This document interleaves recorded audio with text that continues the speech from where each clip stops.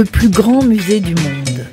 Imaginez un territoire grand comme une province d'antan, grand comme un département, une région, ou peut-être même grand comme un pays. Imaginez maintenant que partout, sur les édifices patrimoniaux, dans les centres-villes, sur les maisons de nos villages, vous trouviez des QR codes renvoyant vers des ressources en ligne, transformant l'espace en un gigantesque espace de découverte. Un musée de plein air, un musée qui s'expose lui-même, la réunion du tout et de la partie. Le territoire devient dès lors une voie d'accès à l'information, un moteur de recherche spatialisé.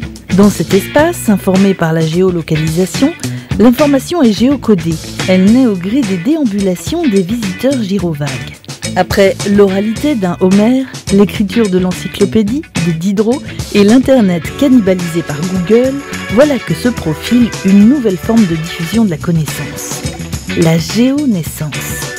La géonaissance, c'est accéder à l'information à partir du lieu où vous vous trouvez. Que puis-je savoir sur ce qui immédiatement m'entoure, sur cette église, ces champs, cette forêt que je peux apercevoir là-bas et qui dessine nos raies comme pour contenir l'expansion de l'espace agricole?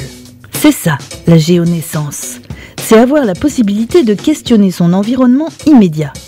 Le plus grand musée du monde est la première étape vers la géonaissance. Il ouvrira la boîte de Pandore pour le bonheur des touristes et des curieux de toutes obédiences. Il suffira d'interfacer un système d'information géographique et une base de données issue d'une plateforme collaborative pour le faire advenir. Le crowdsourcing, allié à une autorité scientifique et muséale, permettra de générer l'information sous conditions formelles. Les contributeurs pourront proposer des textes ou des traductions. Une voix, celle qui s'exprime ici, accompagnera nos visiteurs au gré de leur pérégrination.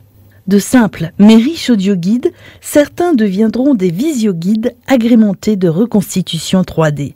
Des dispositifs de réalité augmentée ou immersive seront proposés pour donner à voir le passé tel qu'il fut ou tel qu'il a pu être imaginé.